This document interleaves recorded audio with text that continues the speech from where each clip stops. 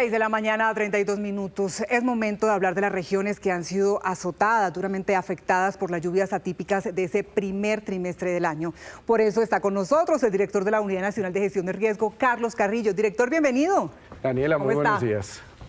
Triste, pero... Sí, de hecho quería comenzar con ese tema antes de que entremos en materia desarrollando nuestro tablero sobre las emergencias, sobre la atención de estas emergencias, director. ¿La Unidad Nacional de Gestión de Riesgo hace parte de ese PMU tras la tragedia que se ha presentado ayer en Puerto Leguízamo? Sí, la Sala de Crisis Nacional también reporta este tipo de incidentes, accidentes aéreos y pues eventos trágicos producto de acciones no intencionadas. Sí. Entonces sí, efectivamente yo recibí la noticia apenas sucedió, es muy triste y pues toda mi solidaridad con las familias de nuestros soldados de la Fuerza Aeroespacial Colombiana, pues además... Yo aprovecho para decirle a Daniela que yo creo que dentro de los miembros del gabinete, quizás después de Mininterior y Mindefensa, quien más cerca está de las fuerzas militares soy yo, porque todo el Sistema Nacional de Gestión del Riesgo pues, se nutre de las capacidades operativas de las fuerzas militares. Claro, 66 fallecidos, nos dice el último reporte justamente de este puesto de mando unificado. Bueno, director, vamos entonces a hablar de ese impacto del Frente Frío, de lo que ha pasado en el país con esas lluvias atípicas que hemos vivido en este primer trimestre del 2026. 8 departamentos, vemos acá que Magdalena, Sucre, Córdoba, Chocó, La Guajira, Cesar, Bolívar y Antioquia son los que han sufrido, digamos que de mayor magnitud ese impacto por las lluvias. Cuéntenos desde la unidad, ¿qué encontraron ustedes? ¿Cómo se traduce ese impacto? Bueno, esos 8 departamentos son los que además fueron incluidos en el decreto de emergencia, son los que tuvieron el mayor impacto de la influencia del Frente Frío y los daños son cuantiosos. Estamos hablando de que solamente en Córdoba tuvimos más de 150.000 hectáreas afectadas. Hay en Córdoba 91.000 familias damnificadas, en todo el país 134 en los distintos departamentos, 24.000 viviendas averiadas y este número de viviendas destruidas es importante cogerlo con pinzas porque nuestros números son la compilación de las cifras que nos dan los consejos municipales de gestión del riesgo, que son quienes hacen el censo. El alcalde reporta el número de viviendas destruidas y esto puede subir o puede bajar. ¿Por qué?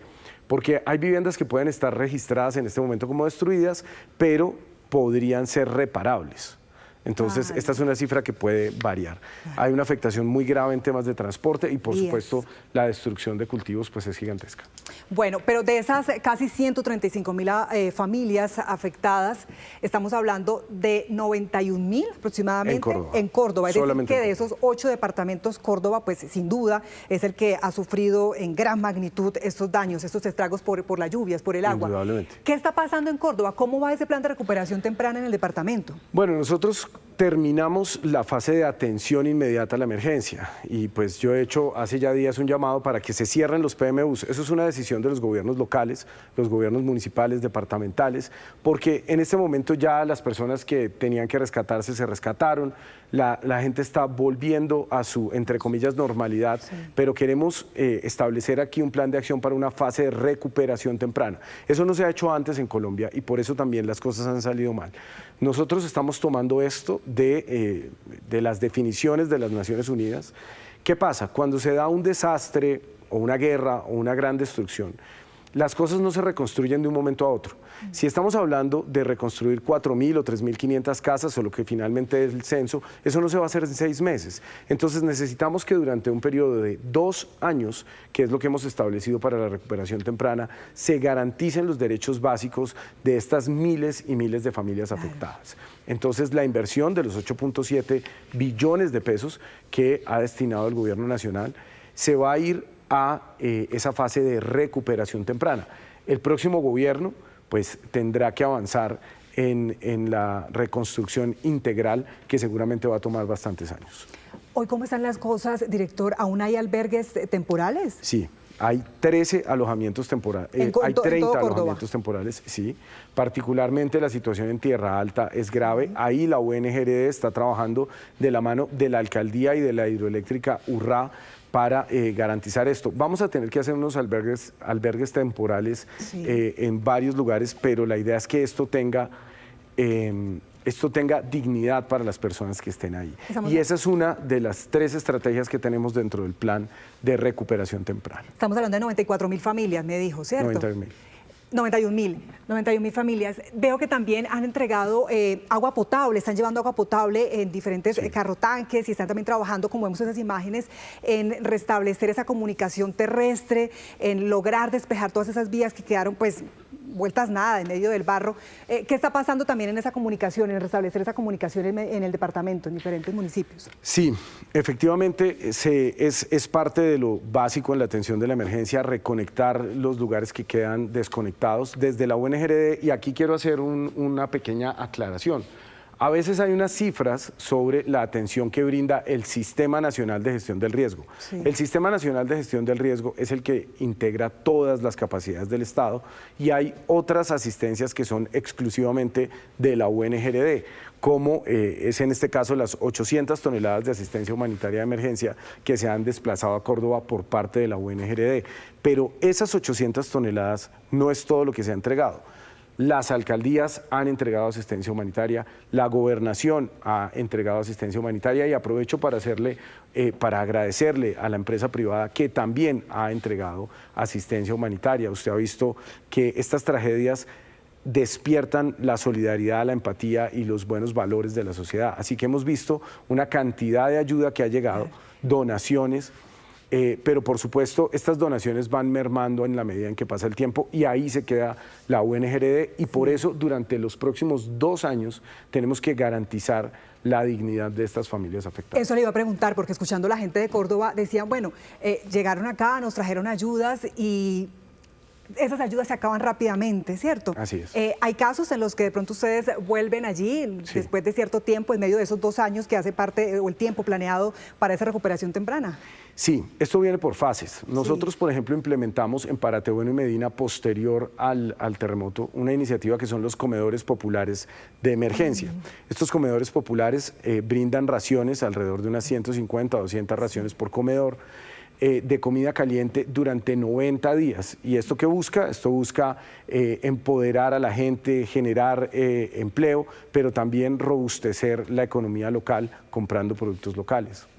Bueno, veo que son 8,7 billones los que han destinado, billones, para estos 8 departamentos. Sí, así es. ¿Son suficientes?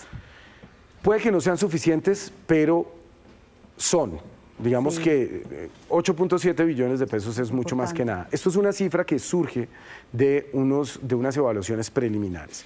El señor presidente pues tomó la decisión de decretar la emergencia económica, social y ecológica, y eso lo habilitó a emitir unos decretos para recaudar este dinero. ¿Cómo se llega a esta cifra? Pues cada uno de los sectores hace una evaluación preliminar, y luego Hacienda pone un techo presupuestal, que es lo que se puede recoger sin generar mayor traumatismo. Puede que no sea suficiente para atender por completo la emergencia, pero es suficiente para garantizar que durante estos 2 años la fase de recuperación temprana esté coordinada. Aquí tenemos algunos de los sectores que van a recibir mayores aportes. Agricultura, sí. 1.7 billones, vivienda, 1.3 billones. Esto es vivienda, solo vivienda, porque hay otro rubro también similar a este que va para agua y saneamiento básico. Okay. En educación también vemos que han 1 billón de pesos. En medio de esa... Usted sabe que en educación hay unas cargas bien importantes, no solamente la recuperación de los colegios, sino el plan de alimentación escolar, y bueno, en fin, fueron también muchas las escuelas afectadas. Y hablamos también, bueno, desde la unidad también $1 billón de pesos de la UNGRD. $1 billón de pesos, y en transporte, ¿cierto? Y transporte, 626.000 millones de pesos. En transporte, por ejemplo, nosotros ya adelantamos de la mano del Ministerio del Transporte y del Invías la instalación de 3 puentes militares, uno en Mendihuaca, entre Magdalena y La Guajira, y 2 en Antioquia. Uno de ellos conecta con Córdoba. Okay. Bueno, entonces... Están en San Juan de Urabá y en Mulatos. En Muratos. Esto entonces es lo que hace parte de ese plan de recuperación temprana, y para el cual ustedes tienen temprana. dispuesto. Y nuevamente, en el caso de los puentes, por ejemplo, nosotros no solamente trabajamos con el Invías, sino también con la Gobernación de Antioquia. La Gobernación de Antioquia está haciendo unas obras complementarias, y el Invías y nosotros instalamos los puentes. ¿Se mantiene la presencia allí en Córdoba especialmente? Por supuesto. Digamos, ¿estarán trabajando con algún tipo de mesas con las autoridades, o cómo lo hacen, director? Nosotros desde el primer día estamos en Córdoba, y la UNGRD ha estado haciendo el acompañamiento técnico no solamente a la gobernación, sino a los distintos municipios. Los 25 municipios que fueron afectados han recibido el acompañamiento de la UNGRD y nosotros instalamos nuestro PMU ahí justamente en el centro de convenciones donde está la gobernación y hemos estado con ellos todo el tiempo. Estas mesas que se vienen haciendo son mesas que se hacen de abajo hacia arriba. A nosotros, a los primeros que nos interesa escuchar es a la comunidad. Claro. Escuchamos a la comunidad, a los grupos étnicos, a los alcaldes, a la gobernación, por supuesto, pero esto también es importante decirlo, este plan de acción de recuperación temprana se coordina desde la UNGRD porque pues, son las competencias que por ley tiene la entidad.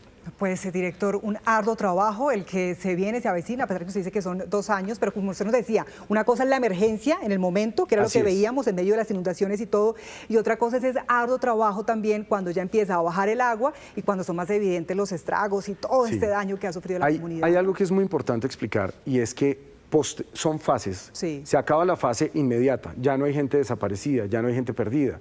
Digamos que la gente está regresando a la normalidad, pero la idea de la recuperación temprana no es volver a lo mismo que había antes, es reconstruir, pero reconstruir mejor. No es volver a construir en zonas inundadas, es, por ejemplo, acompañar a Montería en la modificación excepcional que va a hacer de su plan de ordenamiento territorial, porque tenemos que ordenar el territorio alrededor del agua. También hay otra cosa importante que el presidente ha dicho varias veces y es la recuperación de la capacidad hidráulica de la Ciénaga Grande de Lorica, la ruta del agua, que es lo que estamos haciendo con la CAR, con la CBS, para limpiar los caños y pues tendremos que construir unos asentamientos temporales para que no suceda lo que ha sucedido en el pasado.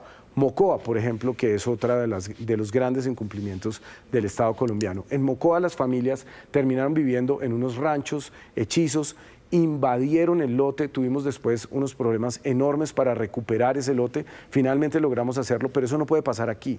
La recuperación temprana busca que esos derechos fundamentales, educación, salud, agua, electricidad, un techo, estén garantizados por 2 años. Y cuando usted lo piensa, incluso pues en términos económicos no es loco, porque nosotros cuando tenemos familias damnificadas pagamos incluso años de subsidios de arrendamiento. Entonces, en lugar de eso, pues vamos a establecer unos alojamientos temporales con suficientes condiciones para que las personas tengan una vida digna y recuperen sus medios de vida, sus proyectos productivos y podamos romper también un círculo vicioso de pobreza que hay en el departamento. Pues, director, el reto es grande, son muchos temas en los que hay que trabajar y en los que, por supuesto, vamos a estar pendientes. Le agradecemos mucho su visita aquí al canal para conocer cómo va entonces ese plan de recuperación temprana, especialmente en Córdoba. Y bueno, lo esperamos siempre. Bienvenido. Muchas gracias. Gracias, director. 6:45 de la mañana.